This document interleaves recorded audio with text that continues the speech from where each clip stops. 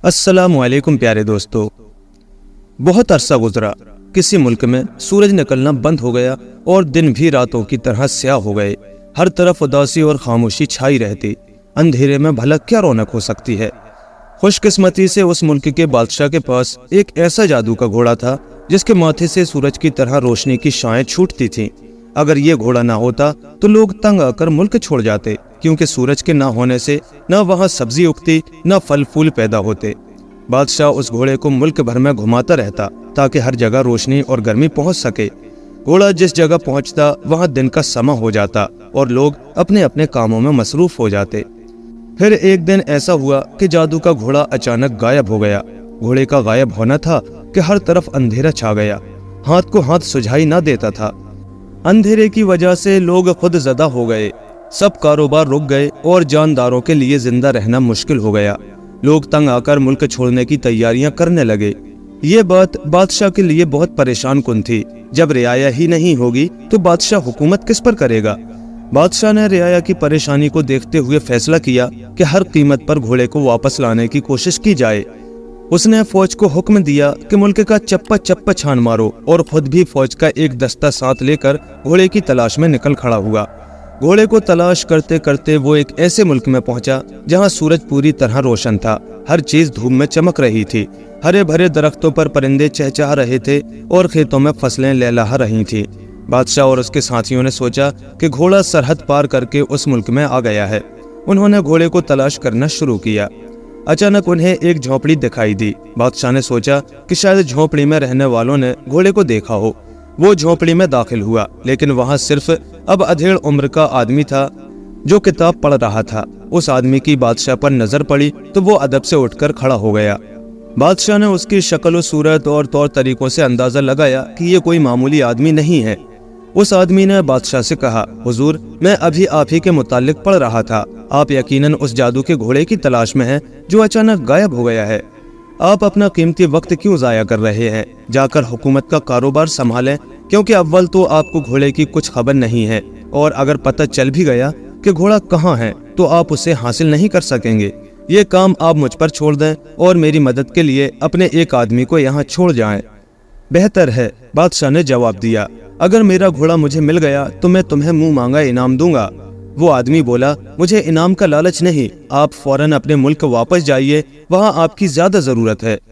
बादशाह मुतमईन होकर अपने मुल्क वापस चला गया। उसके जाने के बाद वो आदमी, जो असल में नजूमी था, दोबारा मुताल्ले में मसरूफ हो गया। दूसरे दिन नजूमी और उसका साथी, जो बादशाह ने उसकी मदद के लिए उसके पास छोड़ दिया था, जादू के घोड़े की तलाश में रवाना हो गए। उन्होंने 6 मुल्कों का सफर किया। जब वो 7वें मुल्क में दाखिल हुए तो उन्हें एक शाही महल नजर आया। उस मुल्क पर 3 जालिम भाइयों की हुकूमत थी और वो महल उन्हीं का था। उन भाइयों ने जिन लड़कियों से शादियां की थीं वो भी आपस में बहनें थीं। लड़कियों की माँ समतरा भी उनके साथ ही महल में रहती थी। समतरा दरअसल जादूगरनी थी। महल देखकर नजूमी ने अपने साथी को वहीं ठहरने को कहा और खुद उन तीनों भाइयों के मुताल्लिक जानने के लिए महल की तरफ जाने का इरादा किया। इस मकसद के लिए उसने अपने आप को सब्ज तोते की शक्ल में तब्दील कर लिया और उड़कर महल में दाखिल हो गया। खिड़की के शीशे पर अपनी चोंच से टिक टिक करके उसने सबसे बड़े भाई की मलका की तवज्जो अपनी तरफ करने की कोशिश की। उसे देखकर मलका ने खिड़की के पट खोल दिए। तोता बड़े प्यार से कभी मलका के हाथ पर बैठता, कभी कंधे पर। मलका सोचने लगी कि जब बादशाह उसके पास आएगा तो वो उसे तोते का तोहफा पेश करेगी, वो बहुत खुश होगा। मलका को तोते से खेलते हुए कुछ ही देर गुजरी थी कि अचानक उसकी माँ समतरा कमरे में दाखिल हुई। वो तोते को देखते ही चिल्लाई, इस तोते की गर्दन मरोड़ दो बेटी, इसे फौरन जान से मार डालो वरना बड़ा खून खराबा होगा। मलका हैरान होकर बोली, अम्मी, आप इस प्यारे और मासूम से परिंदे के बारे में क्या कहती हैं? समतरा गरज कर बोली, बेटी, अगर तुम्हारी हिम्मत नहीं पड़ती तो मैं मरोड़ देती हूँ इसकी गर्दन। ये कहकर वो तोते की तरफ लपकी। नजूमी ने अपनी जान खतरे में देखते ही फौरन अपनी शक्ल बदली और सर पर पांव रखकर भागा। मलका और उसकी माँ देखती ही रह गईं। बाहर निकलते ही नजूमी फिर तोता बन गया और इस बार उसने दूसरी मलका के महल का रुख किया। दूसरी मलका भी तोते के साथ बड़े प्यार से खेलने लगी। अचानक समतरा चिल्लाती हुई आई और बेटी से कहा कि तोते को फौरन जान से मार दो। वो तोते को पकड़ने के लिए लपकी तो तोता अपनी असली शक्ल में आकर भागकर बाहर निकल गया। बाहर निकलकर नजूमी ने फिर तोते की शक्ल बदली और अब तीसरी और छोटी मलका के महल का रुख किया। यहाँ भी वही कुछ हुआ। जो ही समतरा को पता चला कि छोटी बेटी तोते से खेल रही है तो उसने शोर मचा दिया कि इस तोते को मार डालो। तोता वहां से भी भाग गया। इसी तरह नजूमी ने यह मालूम कर लिया कि तीनों भाई इस वक्त महल में नहीं हैं। अब उसने फैसला किया कि शहर में रहना फिजूल है। दोनों ने मिलकर खाना खाया और शहर के बाहर दरिया के उस पुल के पास छुपकर बैठ गए जहां से तीनों भाइयों को गुजरकर शहर में आना था। शाम को जब बड़ा भाई पुल पर से गुजरा तो नजूमी ने उसका रास्ता रोक लिया। दोनों में लड़ाई हुई और आखिर नजूमी ने तलवार के एक जोरदार वार से बादशाह की गर्दन काट दी। फिर उसने बादशाह की लाश उसी के घोड़े पर बांधकर घोड़े को शहर की जानिब हाँक दिया। दूसरे दिन दूसरा भाई शहर में दाखिल होने के लिए पुल पर से गुजरा तो उसे खून नजर आया। वो खून के बारे में पूछने ही वाला था कि नजूमी ने उसका सर भी तन से जुदा कर दिया और लाश घोड़े पर बांधकर उसे शहर की जानिब हाँक दिया। अब नजूमी को तीसरे और छोटे बादशाह का इंतजार था। तीसरे दिन शाम को छोटा बादशाह अपने घोड़े पर सवार उधर से गुजरा तो उसे खून देखकर बड़ी हैरत हुई। वो गरज कर बोला, ये किसका काम है? फौरन सामने आओ। इन लफ्जों का बादशाह के मुंह से निकलना था कि नजूमी वहां पहुंच गया। उसने देखते ही पहचान लिया कि जिस घोड़े पर बादशाह सवार है ये वही जादू का घोड़ा है जिसकी तलाश में पहले बादशाह मारा मारा फिरा और अब वो खुद फिर रहा है। नजूमी ने बादशाह पर हमला कर दिया, लेकिन बादशाह भी नौजवान और ताकतवर था। उसने खूब मुकाबला किया। इतनी लड़ाई हुई कि दोनों पसीने में नहा गए और दोनों की तलवारें टूट गईं, मगर हार जीत का फैसला न हो सका। तब नजूमी ने तजवीज पेश की कि फैसला करने के लिए हम दोनों पहिए बनकर पहाड़ की चोटी से लुढ़कते हैं। जो टूट गया वो हार जाएगा। बादशाह मान गया। वो दोनों पहिए बनकर पहाड़ की चोटी से लुढ़के तो नीचे की तरफ आते हुए नजूमी ने अपना रुख बदला और जोर से बादशाह के पहिए पर टक्कर मारी। बादशाह का पहिया टूट गया। नजूमी फौरन अपनी असली हालत पर आकर खुशी से उछलने लगा, लेकिन अब बादशाह भी अपनी असली हालत पर आकर बोला, अरे मेरी तो सिर्फ एक उंगली टूटी है, मुझे शिकस्त तो नहीं हुई जो तुम यूं ही उछल कूद कर रहे हो। अब बादशाह ने हार जीत के लिए एक और तजवीज पेश की कि हम दोनों शोलों की शक्ल में एक दूसरे से लड़ते हैं। जो पहले जल जाए वो हार जाएगा। उन्होंने फैसला किया कि नजूमी सुर्ख शोले की और बादशाह सफेद शोले की शक्ल इख्तियार करे। दोनों शोला बनकर एक दूसरे पर झपटने लगे। इतने में एक फकीर उधर से आ निकला। सफेद शोले ने फकीर से कहा, अगर तुम सुर्ख शोले पर पानी डाल दो तो मैं तुम्हें 10 रुपये दूंगा। सुर्ख शोले ने कहा, अगर तुम सफेद शोले पर पानी डाल दो तो मैं तुम्हें 20 रुपये दूंगा। फकीर 20 रुपए की लालच में आ गया और उसने सफेद शोले पर पानी डाल दिया। नजूमी अपनी असली हालत में वापस आ गया। उसने फकीर को 20 रुपये दिए और जादू के घोड़े पर सवार होकर अपने मुल्क की तरफ रवाना हो गया। उधर महल में 2 बादशाहों के कत्ल और तीसरे के गुम हो जाने पर कोहराम मचा हुआ था। जादूगरनी समतरा बहुत परेशान थी और क्यों न होती, तीनों बादशाह उसके दामाद थे। आखिर उसने कुछ सोचा, फिर जादू के जोर से एक तख्त बनाया, लड़कियों को उस तख्त पर बिठाया और तख्त उड़ा दिया। नजूमी और उसका साथी तेजी से फासला तय कर रहे थे। नजूमी को पता था कि समतरा जादूगरनी ने उसे पहचान लिया है और वो जरूर कुछ न कुछ करेगी। नजूमी और उसके साथी का मारे भूख के बुरा हाल था। रास्ते में उन्हें सुर्ख खुशबूदार सेबों से लदा हुआ एक दरख्त नजर आया। नजूमी के साथी से रहा न गया। उसने अपनी तलवार से एक भरपूर वार दरख्त पर किया। पता है दरख्त में से क्या निकला? जहाँ तलवार लगी थी वहाँ से खून की एक धार बह निकली। नजूमी बोला, देखा, मैंने तुम्हें इसीलिए मना किया था। ये सेब का दरख्त नहीं था, बल्कि बड़ी मलका खुद थी, जिसे समतरा ने जादू के जोर से दरख्त बना के हमारे रास्ते में खड़ा कर दिया था ताकि वो खाविंद का बदला ले सके।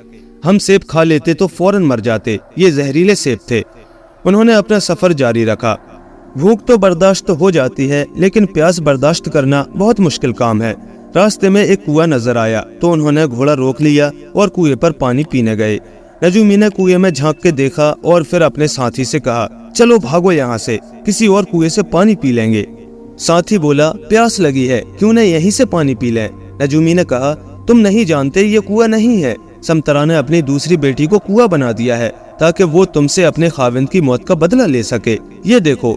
ये कहकर नजूमी ने अपनी तलवार पानी में डाली तो तलवार सुर्ख हो गई और उससे खून के कतरे टपकने लगे। नजूमी बोला, ये जहरीला पानी था, हम पी लेते तो फौरन मर जाते। अब वो थक कर निढाल हो चुके थे। रास्ते में सड़क से जरा हटकर एक बाग नजर आया। उसमें रंग बिरंग के फूल खिले हुए थे। नालियों में साफ शफाफ पानी बह रहा था। नजूमी ने पानी को हाथ लगाया और अपने साथी से कहा कि यह पानी ठीक है, जितना चाहे पी लो। खुद उसने भी जी भर के पानी पिया। पानी पीकर तबीयत जरा बहाल हुई तो वो दोनों बाग की सैर करते हुए फूलों की क्यारियों को देखने लगे। गुलाब का एक सफेद फूल बहुत ही प्यारा लग रहा था और उसकी भीनी भीनी खुशबू हवा को महका रही थी। नजूमी का साथी उस फूल को तोड़ने के लिए लपका तो नजूमी ने उसको पीछे खींचते हुए कहा, अरे अरे, ये जुल्म मत करना, ये फूल नहीं है, समतरा की छोटी बेटी है। तुम इसे तोड़ लेते तो फौरन मर जाते। ये देखो। ये कहकर नजूमी ने तलवार का एक भरपूर वार किया। फूल कटकर जमीन पर गिरा और उसमें से खून की धार बह निकली। अब वो फिर सफर पर रवाना हो गए। नजूमी ने कहा, हम समतरा के इलाके से तो बाहर निकल आए हैं, लेकिन अभी खतरा बाकी है। वो एक जगह जरा सुस्ताने के लिए रुके तो अचानक एक लड़का घोड़े के करीब आया और घोड़े की पीठ में गुदगुदी करने लगा। घोड़ा पिछली टांगों पर खड़ा हो गया। नजूमी नीचे गिर पड़ा। लड़का उचककर घोड़े पर बैठ गया और देखते ही देखते घोड़े को भगाकर ये जा वो जा। ये देखकर नजूमी का साथी बहुत घबराया, लेकिन नजूमी ने उसे तसल्ली देते हुए कहा, बात तो बहुत बुरी हुई है, लेकिन तुम फिक्र मत करो, मैं इस लड़के से निपट लूंगा। तुम अपने मुल्क की सरहद पर पहुंचकर मेरा इंतजार करो, मैं तुम्हें वहीं पर मिलूंगा। नजूमी ने एक देहाती का भेष बदला और जल्द ही उस लड़के के पास पहुंच गया। लड़का नजूमी को न पहचान सका और उसे घोड़े की रखवाली के लिए मुलाजिम रख लिया। नजूमी चाहता तो घोड़े को भगाकर ले जाता, लेकिन असल बात तो लड़के की जादू की ताकत को खत्म करना था, वरना वो फिर घोड़ा छीन ले जाता। नजूमी ने लड़के की मुलाजमत करते हुए ये मालूम कर लिया कि ये लड़का किसी लड़की से शादी करना चाहता है, लेकिन वो रजामंद नहीं होती। लड़के ने उसे एक जजीरे में कैद कर रखा है। एक दिन लड़के ने नजूमी से कहा, तुम मेरे मुलाजिम हो, मेरी मदद करो, किसी तरह उस लड़की को मुझसे शादी पर आमादा कर लो। नजूमी कश्ती पर सवार होकर जजीरे में पहुंचा और फेरी वाला बनकर आवाजें लगाने लगा कि जिसे उम्दा कपड़े, मोतियों के हार, जेवरात वगैरह खरीदने हो वो कश्ती में आकर देख ले। इतनी खूबसूरत चीजें रोज रोज नहीं मिलती। वो लड़की सामान देखने कश्ती में आ गई और उसे देखने में ऐसी खोई कि उसे पता भी न चला कि कब नजूमी ने कश्ती चला दी।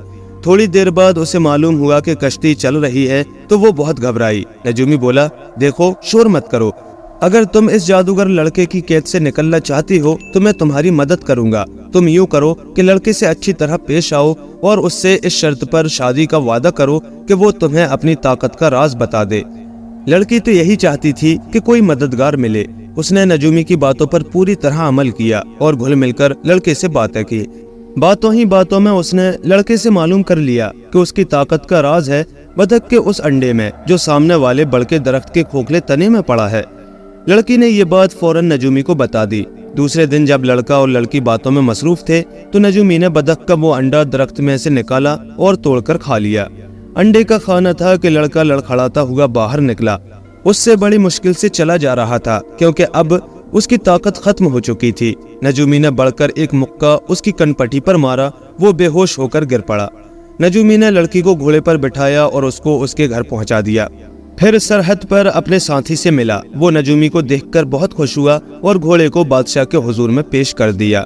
बादशाह की खुशी का ठिकाना ना रहा। घोड़े के आने से हर तरफ रोशनी हो गई थी। सब काम शुरू हो गए थे। बादशाह ने खुश होकर आधी सल्तनत नजूमी को इनाम में देनी चाहिए, लेकिन नजूमी बोला, आलीजा, मैंने पहले भी अर्ज किया था कि मुझे किसी किस्म के इनाम का लालच नहीं है। मैंने तो आपकी और आपकी आवाम की परेशानी और तकलीफ देखकर ये खिदमत की है। बादशाह ने कहा, आपने हम पर इतना बड़ा एहसान किया है, अगर आप मेरी सल्तनत में से हिस्सा लेने को तैयार नहीं तो मेरी ये दरख्वास्त जरूर मंजूर कर लें कि यहीं मेरे पास रह जाएं ताकि आपसे मुलाकात होती रहे। नजूमी बोला, बादशाह सलामत, मैंने जो आपकी खिदमत की है उसके सिले में मेरी ये ख्वाहिश पूरी करें कि मुझे वापस अपनी झोंपड़ी में जाने दें। मेरी झोंपड़ी और किताबें मेरी सबसे बड़ी दौलत है, मुझे उस दौलत से महरूम न करें।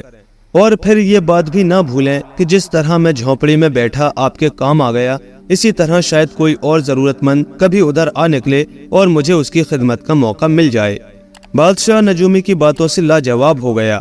उसने बड़ी इज्जत से उसको रुखसत किया और सरहद तक उसे छोड़ने को गया।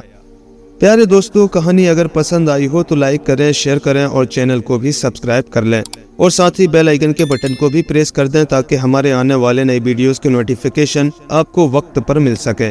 शुक्रिया।